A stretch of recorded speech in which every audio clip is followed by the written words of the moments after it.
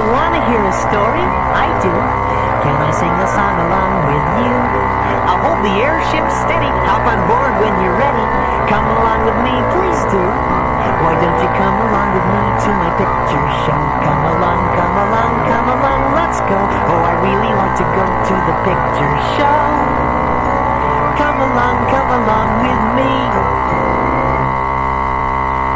Hi, I'm Teddy Ruxpin. It's good to be with you again for another picture show.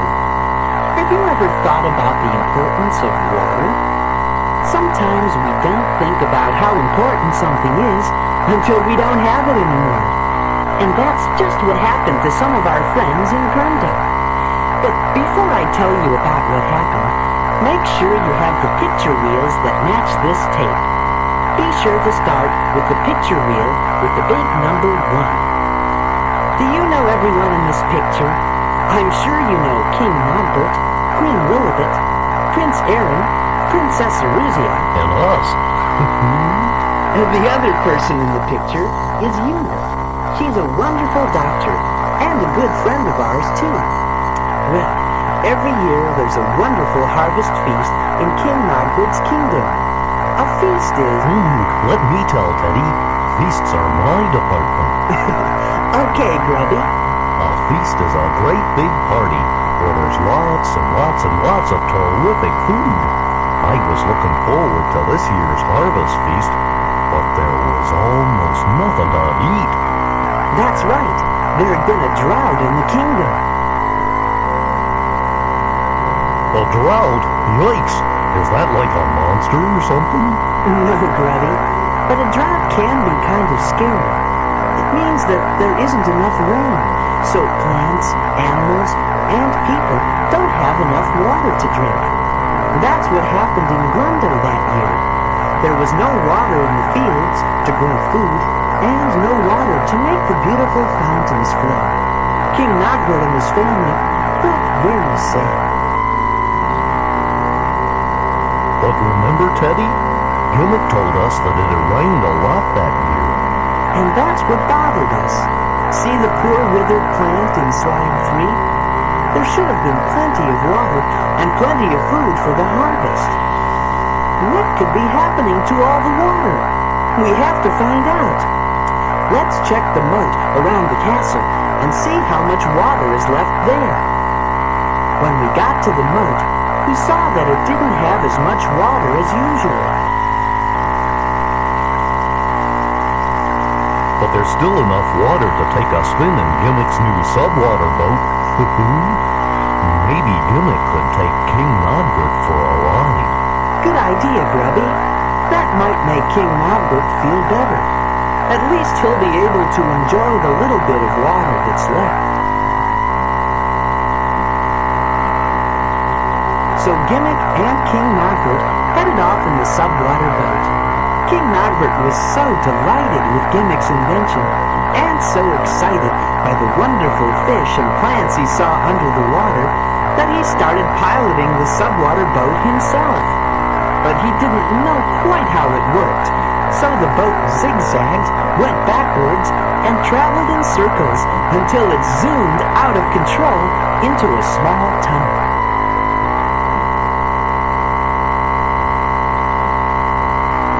Gimmick tried to find a way out, but it was hopeless. There were too many strange tunnels, like the one in slide 6. Gimmick and King Nogbert were lost. But the rest of us didn't know that yet. We were on land waiting for them to come back, and we were getting kind of worried. I'm going to try to find them. Maybe they're in trouble. Here, Grubby, help me put on this diving suit. Thanks, Grubby. Here I go. Be careful, Teddy.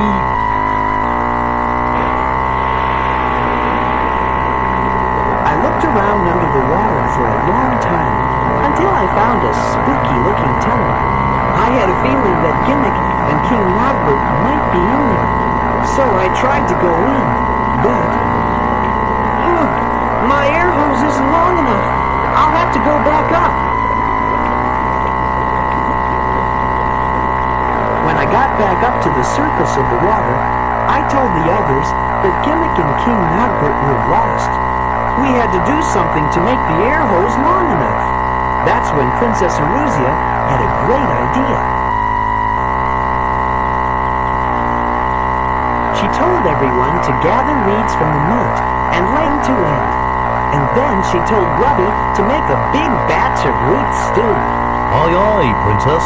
But, it's a funny time to be thinking about food. He sure looks like he's busy cooking in slide 10. The root stew was going to be the glue to hold the reeds together. Okay, everybody, take a spoonful of root stew. Now, I know it's hard to resist, but try not to eat any. No one ate any stew, and Princess Eruzia's plan worked perfectly.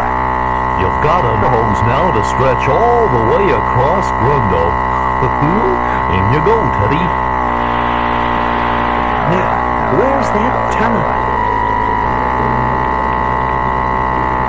By the time I got in the water, Gimmick and King Nogbert had found a secret chamber. No one in Grundo, not even King Nogbert, knew about it. At the back of the chamber were some large, odd-looking dials, handles, and pipes. Gimmick soon figured out that those were the controls for the entire water system of Nogbert's kingdom. But the controls were broken. If Gimmick could figure out how to fix them, then the water would return to the fields and fountains. Gimmick is examining the controls in slide 13. By the time I arrived in the secret chamber, Gimmick and King Nogbert were already busy trying to fix the controls. But when Gimmick and the king saw me coming out of the water in my strange-looking diving suit, they thought I was a monster. They started to run away, but I got my helmet off in time to call to them. "Stop! It's me, Teddy!" They finally recognized me. "Good work, you two. Looks like you found the problem." Gimmick and the king were very happy to see me. Now they knew they could follow my hose to get out of the tunnel. Oh, it's time to take out picture wheel number 1 and put in the wheel with the number 2. Be sure the arrow on the wheel is lined up with the arrow on the projector slide.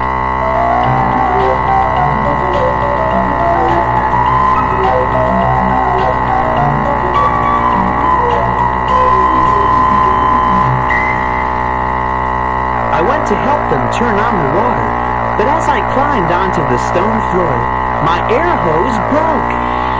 Oh no! I wasn't worried though. I knew I could return with Gimmick and King Nogbert safely inside the subwater boat. Meanwhile, Gimmick was working away at the controls of the main water pump. Suddenly, water started squirting out of the pipes. "Quick! Get in the boat! We've got to get out of here before this place fills up with water! Hurry!" Gimmick and the king rushed to get in the boat. They got in all right, but my diving suit was too heavy. I couldn't move fast enough to get into the boat before a big wave of water rushed over us. You can see how scary it was in slide 17. All I could do was to hang on to the end of the boat as the water carried us through the long maze of tunnels. Boy, Teddy, I wish I could have helped you, but none of us knew what was going on. We were just waiting and waiting and waiting.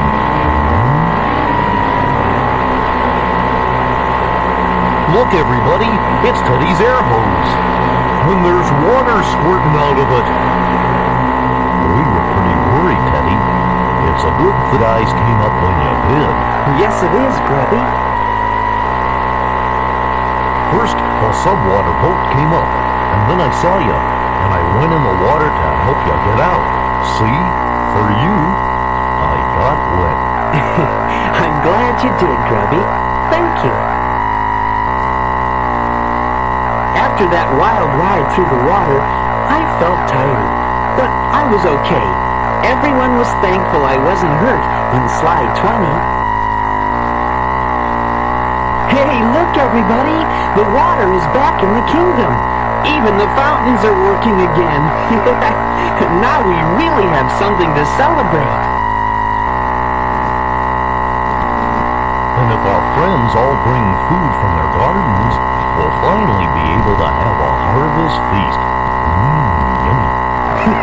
That's right, Grubby. We have very nice friends who help us and like to share things with us. We hope you do too.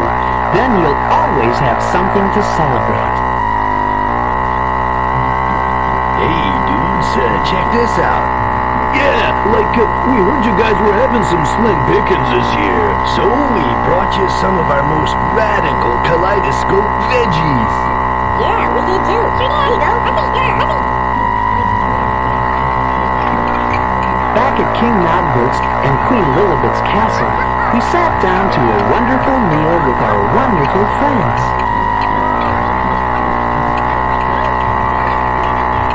Oh boy, Teddy. Could you pass the green beans? Thank you. And the potatoes? Thank you. And the peas? Thank you. Anything else? Just the bread and butter, and carrot stew, and apple fritters, and marmalade, and rutabaga pie, and Rachel. As you can tell in this picture, Grubby enjoyed it a great deal. And Teddy made a toast. If I may, there's something I'd like to say. Thanks for the world, and thanks for the stars. Thanks for this lovely land that is ours. Thanks for the water, and thanks for the food. For all of these things we show our gratitude. Thanks for the birds, and thanks for the bees. Thanks for the air, and thanks for the breeze. Thanks for the plants and the things that we grew. For all of these things we show our gratitude. I'm thankful for the friends we've made throughout this land as we've explored. And without all the things we've mentioned, we'd be hungry and bored. Come on, sing it with me. Thanks for the world, and thanks for the stars. Thanks for this lovely land that is ours. Thanks for the water, and thanks for the food. For all of these things we show our gratitude. Thanks for the sun, which shines on our crops. Thank you for octopedes and lilyops. And thanks for the stuff we forgot to include. For all of these things we show our gratitude.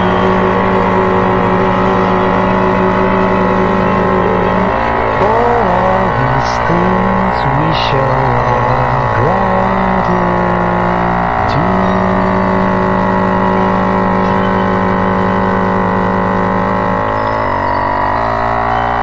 I think all of us felt especially thankful for water. Just think about all the wonderful things water can do. It can cool us off when we're hot. We can drink it when we're thirsty. It helps grow our food. And helps cook it too. And water helps make the world beautiful. Can you picture in your mind oceans, rivers, or lakes you've seen? Fountains or waterfalls? These are just some of the things water does for us. Can you think of any more? Sorry, I don't have time, Teddy. I gotta go take my bath. That's a great one, Grubby. Water helps us get clean. Yeah, that's just what I was gonna say, Teddy. Thanks. And thank you for joining us in this special adventure. We hope to share another picture show story with you again real soon. Hey, Teddy, have you seen my toy subwater boat? I'll get it in a minute, Grubby. Bye-bye for now. Why don't you come along with me to my picture show? Come along, come along, come along, let's go. Oh, I really like to go to the picture show. Come along with me.